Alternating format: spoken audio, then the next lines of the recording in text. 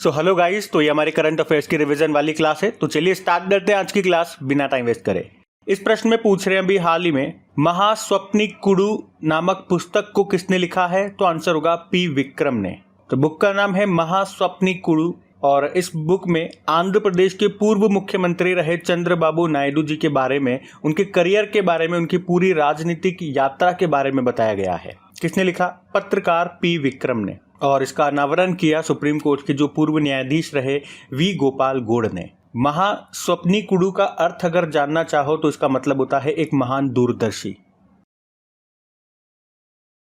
फिर आपसे पूछ रहे अभी सरदार रमेश सिंह अरोड़ा किस देश में पहले सिख मंत्री बने? तो आंसर होगा पाकिस्तान। आपको याद होगा कि पाकिस्तान में एक पंजाब प्रांत है, उसकी पहली महिला मुख्यमंत्री बनी थी। क्या नाम है? मरियम नवाज उनका नाम है, ये याद रखना। चलो अब आपके लिए होमवर्क प्रश्न छोटा सा है, ये सबको आता है मुझे पता है, लेकिन फिर भी पूछते हैं। चलो, पाकिस्तान के अभी नए प्रधानमंत्री और प्रेसिडेंट बने हैं, क्या नाम है उनके? कमेंट बॉक्स में लिख के बताइए।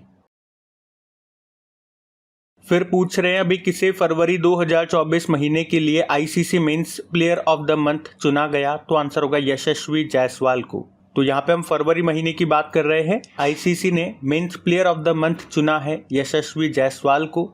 ये तो भारत के हैं, आप सभी को पता है। लेकिन अगर हम बात करते हैं फरवरी महीने के लिए ही women's player of the month किसे चुना है? तो आंसर होगा एनाबेल सदरलैंड को। ये ऑस्ट्रेलिया की प्लेयर हैं, तो दोनों का नाम याद रखना, यशस्वी जायसवाल और एनाबेल सदरलैंड, फरवरी के लिए। अगला देखते हैं। तो अगले प्रश्न में पूछ रहे हैं कि गौरसम कोरा उत्सव ये किस राज्य में आयोजित किया गया था? तो आंसर होगा अरुणाचल प्रदेश में। अरुणाचल प्रदेश में एक त्वांग नाम से जिला है, वहीं पे ये गौरसम कोरा उत्सव मनाया गया था। ये त्योहार बौद्ध धर्म से संबंधित है, जो कि अरुणाचल प्रदेश में मनाया जाता है, इतना सा याद रखना। फिर पूछ रहे अभी मध्य प्रदेश का नया लोकायुक्त किसे नियुक्त किया गया? तो आंसर होगा सत्येंद्र कुमार सिंह को। तो अभी जस्टिस सत्येंद्र कुमार सिंह ने मध्य प्रदेश के नए लोकायुक्त के रूप में शपथ ली है। शपथ किसने दिलाई होगी? जो मध्य प्रदेश के राज्यपाल हैं गंगूबाई छगनबाई पटेल ने।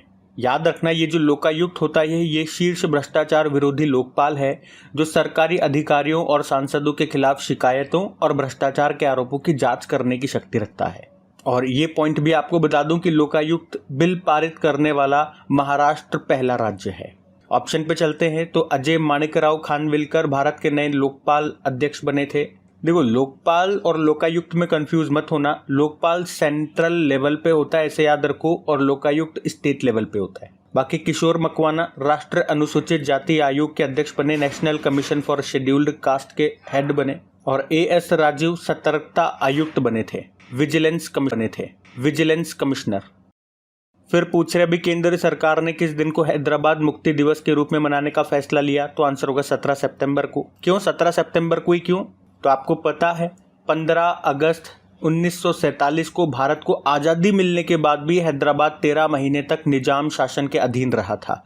फिर हमने ऑपरेशन पोलो नाम से एक अभियान चलाया था, जिसके कारण 17 सितंबर 1948 के दिन हैदराबाद को निजाम के शासन से आज़ादी मिली थी। इसीलिए 17 सितंबर को हम हैदराबाद मुक्ति दिवस के रूप में मना रहे हैं।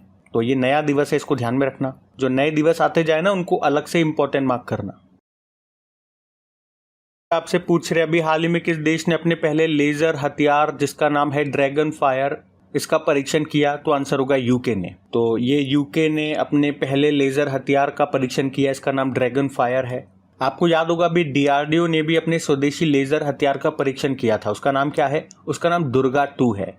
अच्छा, इजराइल की लेजर आधारित मिसाइल रक्षा प्रणाली का नाम क्या है? आयरन बीम है। आयरन बीम पद्धति काफी आपने सुना होगा। और यूके से आपको क्या याद आ रहा है? अभी 2023 में एआई सुरक्षा पर, एआई सेफ्टी पर एक सम्मेलन हुआ था यूके के ब्लेचले में, लेकिन अभी दूसरा भी हो चुका है 2024 में।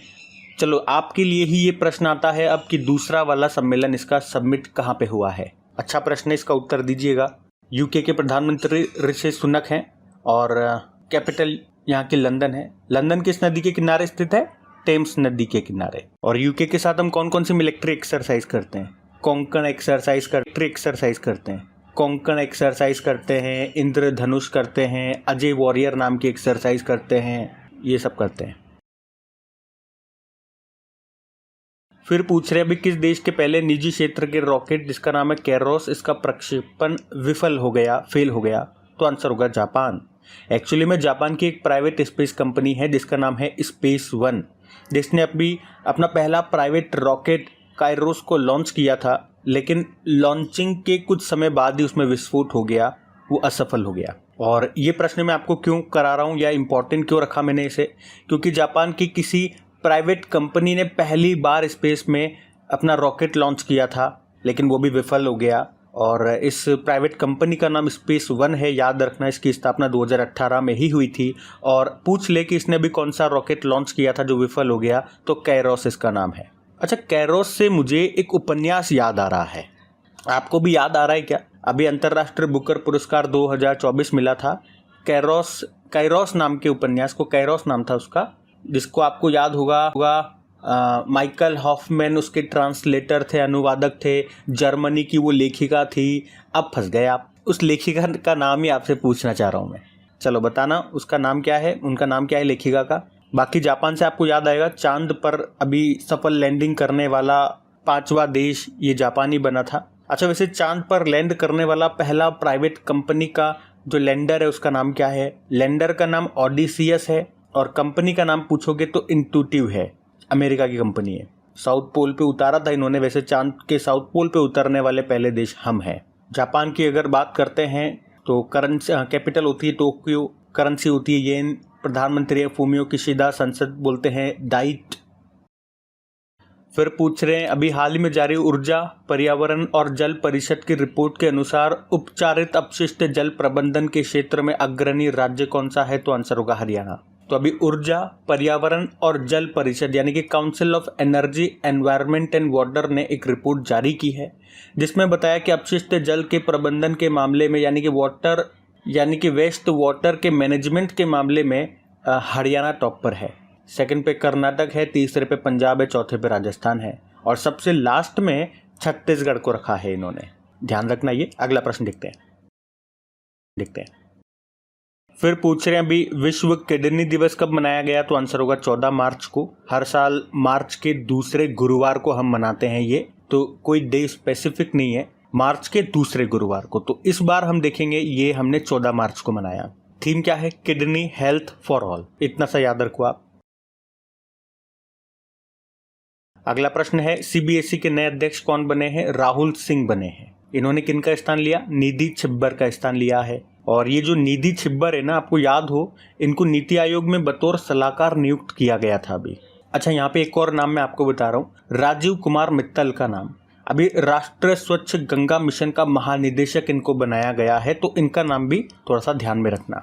सीबीएसई की बात करें, फुल फॉर्म होती है central board of secondary education, जिसकी स्थापना होती है 1929 में, हेडक्वार्टर नई दिल्ली में है और उसका ध्येय वाक्य होता है असमो मा सद्गमय, मतलब हे प्रभु हमें असत्य से सत्य की ओर ले चलो। बाकी देखो, अभी देवेंद्र झाझरिया की बात करें, इनका संबंध भाला फेंक से है। अभी भारतीय पैरालंपिक समिति के ये प्रेसिडेंट बने थे। सुमन कुमारी बीएसएफ की पहली महिला स्नाइपर बनी थी और अनीश शाह फिक्की के अगले अध्यक्ष बनाए गए थे। फिर पूछ रहे अभी हाल ही में जारी यूनाइटेड नेशन डेवलपमेंट प्रोग्राम के लैंगिक असमानता सूचकांक 2022 में भारत की रैंक क्या है? भारत 108वें स्थान पर है टोटल 193 देशों में से। और इसमें टॉप पे कौन सा देश रहा है? डेनमार्क रहा है। इसको जारी किसने किया? यूनाइटेड नेशन डेवलपमेंट प्रोग्राम ने। यूएनडीपी के बारे में आपको आगे बताऊंगा, अगर आपको पता है तो मुझे बताएं कि इसका मुख्यालय कहाँ पर है। 89 नंबर के जो रणजी ट्रॉफी का आयोजन हुआ था 2023-24 संस्करण का, इसका खिताब किसने जीता? तो आंसर होगा मुंबई ने। तो रणजी ट्रॉफी का संबंध किससे है? क्रिकेट से है। अब इसका फाइनल खेला गया था मुंबई के वानखेड़े स्टेडियम में। इस बार संस्करण याद रखना, एडिशन कौन सा है? 89। और इसको किसने जीता? मुंबई ने जीता। मुंबई का 42वां खिताब इन्होंने जीता है, मतलब 42 बार इन्होंने ये टाइटल जीत लिया है। इसमें उप विजेता इस बार रहा है विदर्भ। और प्लेयर ऑफ द मैच रहे मुशीर खान, ये मुंबई के हैं। और प्लेयर ऑफ द सीरीज रहे तनुष कोटिया, ये मुंबई से है। तो सिंपल से याद रखेंगे, रणजी ट्रॉफी इस बार कौन सा संस्करण था? 89। किसने जीत लिया? मुंबई ने। किसे हराया? विदर्भ को। फिर पूछ रहे हैं देश का सबसे ऊंचा मौसम टावर का उद्घाटन कहाँ पे किया गया? तो आंसर होगा भोपाल में। तो हमारे जो केंद्रीय पृथ्वी विज्ञान मंत्री हैं किरण रिजिजू जी, अभी उन्होंने ही मध्य प्रदेश के भोपाल में देश के सबसे ऊंचे मौसम टावर का उद्घाटन किया है। तो ये जो टावर है ये 200 किलोमीटर दूर से बादलों को ट्रेस करने में सक्षम है। मतलब इससे 3 घंटे पहले ही बादलों की लोकेशन और बरसने की टाइमिंग पता चल जाएगी, ऐसा इनका कहना है। और आप कह सकते हो ये पूरे साउथ एशिया में अपनी तरह का इकलौता और सबसे बड़ा सेंटर है, तो ध्यान रखना ये। फिर पूछ रहे हैं अभी देश के पहले फ्यूचर लैब्स सेंटर का उद्घाटन कहाँ पे किया गया, तो आंसर होगा तिरुवनंतपुरम में। तो अभी सीडेक तिरुवनंतपुरम में भारत के पहले फ्यूचर लैब्स केंद्र का उद्घाटन किया गया। क्या नाम दिया गया इसे? Centre for semiconductor chips and systems for strategic electronics. तो ये centre next generation chip design, manufacturing and research के लिए अहम रोल अदा करेगा। तो ये देश का पहला फ्यूचर लैब्स सेंटर है जिसका उद्घाटन तिरुवनंतपुरम में किया गया, जो कि केरल की कैपिटल है। फिर पूछ रहे हैं अभी चुनाव आयुक्त किसे नियुक्त किया गया? 2 चुनाव आयुक्त नए बने थे ना, तो आंसर होगा ज्ञानेश कुमार और सुखबीर सिंह संधू। ये भारत के 2 नए चुनाव आयुक्त इलेक्शन कमिश्नर बन गए। वैसे चुनाव आयोग में 3 सदस्य होते हैं, एक मुख्य चुनाव आयुक्त होते हैं, चीफ इलेक्शन कमिश्नर होते हैं, वो तो आप जानते ही हो कौन है, राजीव कुमार है, 25वें नंबर के हैं। 2 चुनाव आयुक्त होते हैं। तो इनसे पहले जो थे वो अरुण गोयल थे और अनूप पांडे थे, ये उनकी जगह आए हैं क्योंकि एक ने इस्तीफा दे दिया था और एक रिटायर्ड हो गए थे। तो नए वाले याद रखने हैं हमें, ज्ञानेश कुमार और सुखबीर सिंह संधू। और इनका कार्यकाल कितना होता है? 6 वर्ष या 65 साल आयु, जो भी पहले हो। कौन नियुक्त करता है? हमारे राष्ट्रपति नियुक्त करते हैं। भारतीय निर्वाचन आयोग की बात करते हैं, चलो, इलेक्शन कमीशन ऑफ इंडिया की। इसकी स्थापना होती है 25 जनवरी 1950 में और इसी दिन हम नेशनल वोटर्स डे भी मनाते हैं। हमारे पहले मुख्य चुनाव आयुक्त पूछोगे तो सुकुमार सेन थे। पहली महिलाओं में कौन थी मुख्य चुनाव आयुक्त, चीफ इलेक्शन कमिश्नर? तो आंसर होगा वीएस रमा देवी। अच्छा, इसके अलावा कुछ और भी इंपॉर्टेंट नाम मैं आपको रिवाइज कराऊं तो हमारे कंट्रोलर एंड ऑडिटर जनरल, नियंत्रक एवं महालेखा परीक्षक कौन है? गिरीश चंद्र मुर्मू है, याद रखना। मुख्य सूचना आयुक्त हीरालाल सामरिया हैं। नीति आयोग के सीईओ बीवीआर सुब्रमण्यम हैं। मुख्य आर्थिक सलाहकार वी अनंत नागेश्वरन है और भारत के नए लोकपाल अभी नए बने थे, एएम खानविलकर इनका नाम है। तो ये तो मोस्ट इंपॉर्टेंट नाम है अपॉइंटमेंट्स में, इनको ध्यान में रखना। अगला प्रश्न देखते हैं। अगले प्रश्न में पूछ रहे हैं अभी संयुक्त राष्ट्र के द्वारा जारी मानव विकास सूचकांक 2022 में भारत की रैंक क्या है? ये 2022 का सूचकांक मत सोचना कि पुराना है, ये अभी लॉन्च हुआ है 2024 में ही। सारे मैं आपको 2024 के ही प्रश्न करवा रहा हूँ इसमें, है ना, और जो सारे इंपॉर्टेंट है वही लेकर के आ रहा हूँ।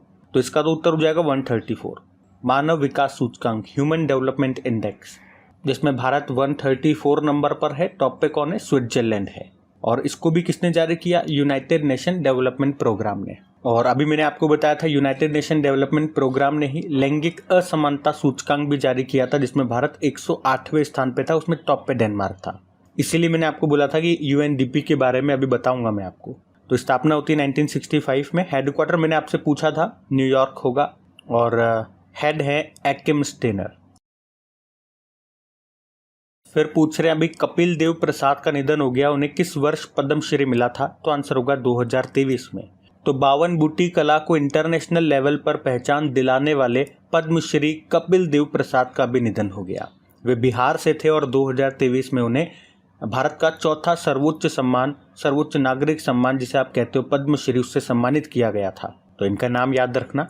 फिर पूछ रहे अभी दुनिया की पहली 3D प्रिंटेड मस्जिद का निर्माण कहाँ पे किया गया? तो आंसर होगा सऊदी अरब में। तो सऊदी अरब के जेद्दा में दुनिया की पहली 3D प्रिंटेड मस्जिद का निर्माण हुआ है। इसका नाम क्या है? अब्दुल अजीज अब्दुल्ला शरफ्तली मस्जिद। और एक चाइनीज़ कंपनी है, उसी ने 3D प्रिंटिंग का इस्तेमाल करके इसका निर्माण किया है। वैसे अगर आपसे पूछे ना कि अभी दुनिया की तीसरी सबसे बड़ी मस्जिद और अफ्रीका की सबसे बड़ी मस्जिद कहाँ पे बनी थी, तो आंसर होगा अल्जीरिया में, जिसका नाम जामा अल जाजेर है। और अभी भारत का पहला 3D प्रिंटेड पोस्ट ऑफिस कहाँ पे बना था? बंगलुरु में। भारत की पहली मस्जिद कौन सी है? तो आंसर होगा चेरामन जुमा मस्जिद, जो आपको त्रिशूर केरल में मिलेगी।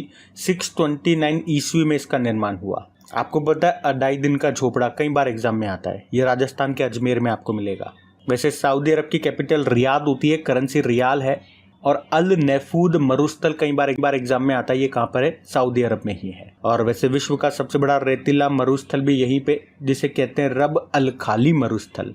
ये जो सऊदी अरब है ना, इसकी खास बात क्या है कि फारस की खाड़ी और लाल सागर दोनों से सीमा बनाने वाला ये एकमात्र देश है सऊदी अरब। अब आपके लिए एक प्रश्न है, भारत का पहला 3D प्रिंटेड मंदिर का निर्माण कहाँ पे हुआ, ये आपको बताना है। तो आज का सेशन यहीं तक रखते हैं। उम्मीद करूंगा सेशन पसंद आया होगा। अगर हाँ तो प्लीज वीडियो को लाइक जरूर कर देना मेरे दोस्त, भूल जाते हो आप लोग बार बार। और अपने दोस्तों के साथ में स्टडी ग्रुप में शेयर जरूर करना मेरे मित्र। आज के लिए बस इतना ही रखते हैं। Best of luck and thank you.